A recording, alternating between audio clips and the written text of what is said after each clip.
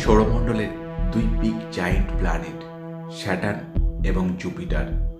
কি হবে এই দুই জায়েন্ট প্ল্যানেট একে অপরকে ধাক্কা মারলে? 24শে সেপ্টেম্বর 2008 ক্যালিফোর্নিয়া ইউনিভার্সিটির কিছু অ্যাস্ট্রোনমার পৃথিবী থেকে 300 আলোকবর্ষ দূরে এরিস কনস্টেলেশনে অবস্থিত BD+ 20°307 সোলার সিস্টেমে একটি অদ্ভুত ঘটনা লক্ষ্য করেন, যেখানে দেখেন এই সোলার সিস্টেমে অরবিট করা দুটি এক্সো প্ল্যানেট কোনো কারণবশত একে অপরের সঙ্গে ধাক্কা মারে। আপনারা নিশ্চয়ই দুটি স্টার, দুটি গ্যালাক্সি, এমনকি দুটি ব্ল্যাক হোলের মধ্যে কলিশন শুনেছেন, কিন্তু কোনো সোলার সিস্টেমে দুটি প্ল্যানেটের মধ্যে কলিশন তেমন একটা শোনা যায় না। এখন প্রশ্ন হলো, আমাদের সোলার সিস্টেমে এমন ঘটনা কি ঘটতে পারে? জুপিটার এবং স্যাটার্ন আমাদের সোলার সিস্টেমের সবথেকে বড় দুই গ্যাসীয় জায়েন্ট প্ল্যানেট। তাই স্বাভাবিকভাবেই সোলার সিস্টেমে বাকি গ্রহদের তুলনায় এই দুই জায়েন্ট প্ল্যানেটের গ্র্যাভিটেশনাল ফোর্স অনেক গুণ বেশি। এখন আপনাদের মনে হতে পারে, কোনো কারণবশত এই দুই জায়েন্ট প্ল্যানেট একে অপরের সঙ্গে ধাক্কা মারলে তখন কি ঘটবে? এই ঘটনায় দুটি গ্রহ তবে কি ধ্বংস হয়ে যাবে? এই ঘটনা মানবজাতি তথা পৃথিবীর উপর কি প্রভাব ফেলবে? তবে কি এই দুই গ্রহের কলিশন আমাদের সোলার সিস্টেমের বিনাশের কারণ হতে পারে? এই সকল প্রশ্নের উত্তর মিলবে আজকের এই এপিসোডেই, তাই ভিডিওটি শেষ পর্যন্ত দেখতে থাকুন। আর এই ধরনের ভিডিও পেতে অবশ্যই চ্যানেলটিকে সাবস্ক্রাইব করে রাখুন। হ্যালো বন্ধুরা, welcome back to our channel mysterious episode Bangla. ইতিমধ্যেই আমরা জেনেছি জুপিটার আমাদের সোলার সিস্টেমে সবথেকে বড় গ্রহ, যার মাস সূর্য থেকে মাত্র 1047 গুণ কম। এর টোটাল ডায়ামিটার 1,39,820 কিলোমিটার, যা সূর্য থেকে মাত্র 10 গুণ কম। জুপিটার আমাদের সম্পূর্ণ সোলার সিস্টেমের মোট মাসের 0.1% মাস দখল করে রয়েছে। অপরদিকে সোলার সিস্টেমের সকল গ্রহের একত্রিত মাসের থেকেও জুপিটারের মাস 2.5 গুণ বেশি। এও বলা হয়, যদি জুপিটার গ্রহের মাস আরও একটু বড় হতো তবে এটি স্টারে পরিণত হতো। তখন আমরা বাস করতাম একটি বাইনারি সোলার সিস্টেমে। অপরদিকে স্যাটার্ন প্ল্যানেট অর্থাৎ শনি গ্রহ জুপিটারের পর আমাদের সোলার সিস্টেমে দ্বিতীয় বৃহত্তম প্ল্যানেট। শনি গ্রহের মাস পৃথিবীর তুলনায় 95 গুণ বেশি। আর এই স্যাটার্নের ডায়ামিটার 1,16,460 কিলোমিটার, যা সূর্যের তুলনায় মাত্র 12 গুণ কম। স্যাটার্ন এবং জুপিটার এই দুই প্ল্যানেটই স্ট্রং গ্র্যাভিটেশনাল ফোর্স রূপে চিহ্নিত করা হয়। এদের এই পাওয়ারফুল মাধ্যাকর্ষণ শক্তির সাহায্যে আউটার সোলার সিস্টেম থেকে আসা সকল অবজেক্টকেই নিজের গ্র্যাভিটির ইনফ্লুয়েন্সে রেখে দেয়, এমনকি ইনার সোলার সিস্টেম থেকে আসা সকল অবজেক্টকে নিজের দিকে টানতে শুরু করে। কখনো ভেবে দেখেছেন, এদের এই শক্তিশালী গ্র্যাভিটি ফোর্সের জন্য যদি একে অপরের সঙ্গে ধাক্কা মারে তখন কি হবে? আমরা অলরেডি জেনেছি জুপিটার এবং স্যাটার্ন দুটি গ্যাসীয় প্ল্যানেট, অর্থাৎ এই দুই গ্রহ মেনলি হাইড্রোজেন এবং হিলিয়াম গ্যাস দিয়ে নির্মিত। এদের কারোর কাছেই সলিড সারফেস অর্থাৎ সমতল ভূমি নেই। তাই যখনই এই দুই গ্রহ একে অপরের গ্র্যাভিটেশনাল ইনফ্লুয়েন্সে যত কাছে আসতে থাকবে ততই এদের ফ্যামিলি এদের থেকে আলাদা হয়ে যাবে। ফ্যামিলি বলতে এদের মন অরবিট থেকে বেরিয়ে যাবে। জুপিটারের মোট 79টি চাঁদ রয়েছে, অপরদিকে স্যাটার্নের মোট 82টি চাঁদ রয়েছে।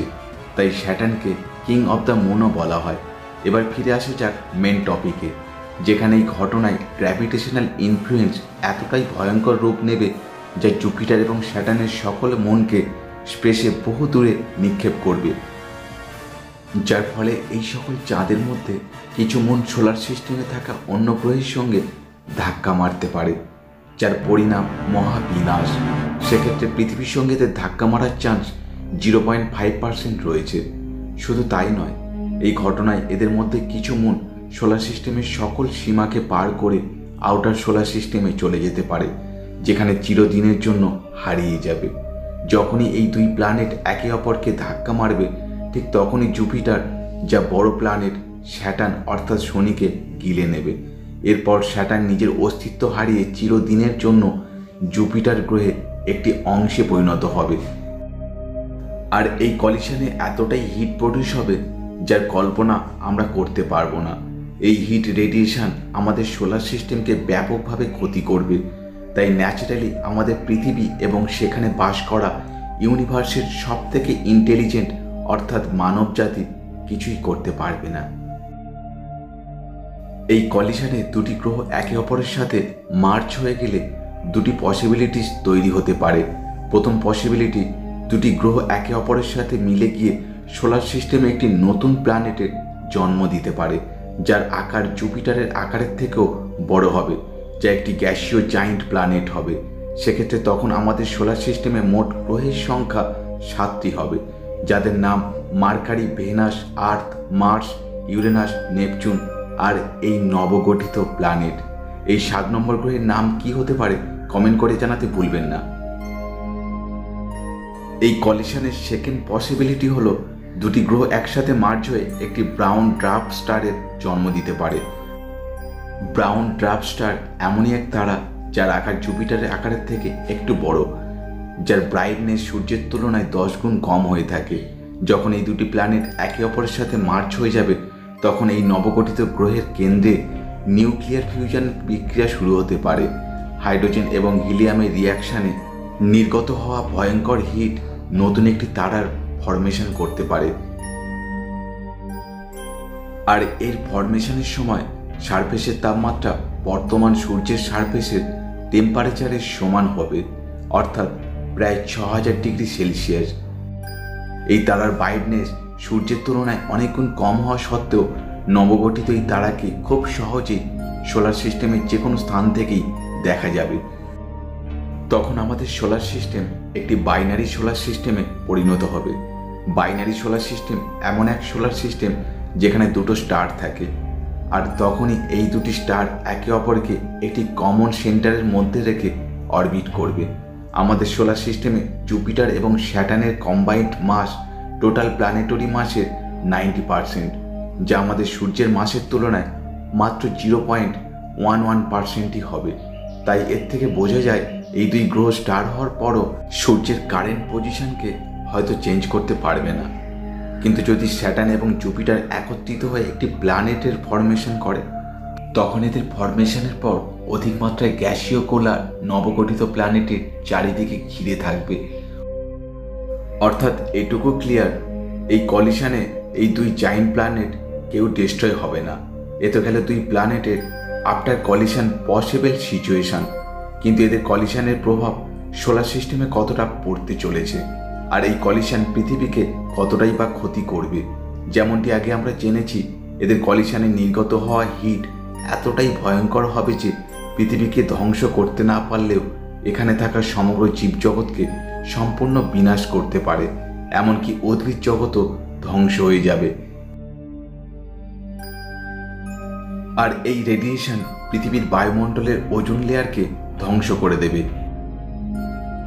এই দুই গ্রহের গ্র্যাভিটেশনাল ইনফ্লুয়েন্সের কারণে দুই গ্রহের মুন এবং মার্স ও জুপিটারের মধ্যে অ্যাস্টেরয়েড বেল্টে থাকা অ্যাস্টেরয়েডকে তীব্র মাধ্যাকর্ষণ শক্তির সাহায্যে পৃথিবীর দিকে নিক্ষেপ করতে পারে। তাই উভয় ক্ষেত্রেই, সে হিট রেডিয়েশন হোক বা মুন অ্যাটাকই হোক অথবা অ্যাস্টেরয়েড নিক্ষেপই হোক না কেন, পরিণাম পৃথিবীর জীবজগতের ধ্বংস হওয়া প্রায় নিশ্চিত। শেষ প্রশ্ন, এদের কলিশনে সমগ্র সোলার সিস্টেমে কতটা প্রভাব পড়বে? যখন জুপিটার এবং স্যাটার্ন একত্রে মিলিত হয়ে একটি বিশাল আকারের অবজেক্ট ক্রিয়েট করবে, তখন স্বাভাবিকভাবেই এর মাধ্যাকর্ষণ শক্তি অনেক গুণ বেড়ে যাবে। তখন এর গ্র্যাভিটেশনাল ফোর্স আউটার সোলার সিস্টেমে থাকা অবজেক্টকে নিজের দিকে টানতে শুরু করবে। এর আশেপাশের প্ল্যানেট যেমন মার্স, ইউরেনাস, নেপচুনের অরবিটে হালকা পরিবর্তন হবে। এক কথায় সোলার সিস্টেমে সেই মুহূর্তে এমার্জেন্সি সিচুয়েশন সৃষ্টি হবে। তবে বর্তমানে স্যাটার্ন এবং জুপিটারের কলিশন এটি একটি নিছক কল্পনা মাত্র, যা ঘটা বর্তমান সিনারিওতে পসিবল নয়। স্যাটার্ন এবং জুপিটার কোটি কোটি বছর ধরে নিজেদের অরবিটে স্ট্যাবল রয়েছে এবং নিজেদের সাথে পুরো সোলার সিস্টেমকে স্ট্যাবল রেখেছে। আগামী কয়েকশো কোটি বছরেও এমন কোনো ঘটনা ঘটবে তার কোনো সম্ভাবনা নেই যাতে এদের অরবিটে হালকা হলেও প্রভাব পড়ে, কিন্তু হঠাৎ এমন ঘটনা ঘটলেও ঘটতে পারে, কারণ এটি আমাদের ব্রহ্মাণ্ডের মহাকাশ, যেখানে যে কোনো ঘটনায় যে কোনো মুহূর্তেই ঘটতে পারে। আপনারা কি মনে করেন? কমেন্ট করে জানাতে ভুলবেন না। ভিডিও ভালো লাগলে লাইক, বন্ধুদের মধ্যে শেয়ার, আর আমাদের চ্যানেলে নতুন হলে চ্যানেলটি সাবস্ক্রাইব করে নিন। দেখা হচ্ছে পরবর্তী ভিডিওতে, সঙ্গে থাকুন।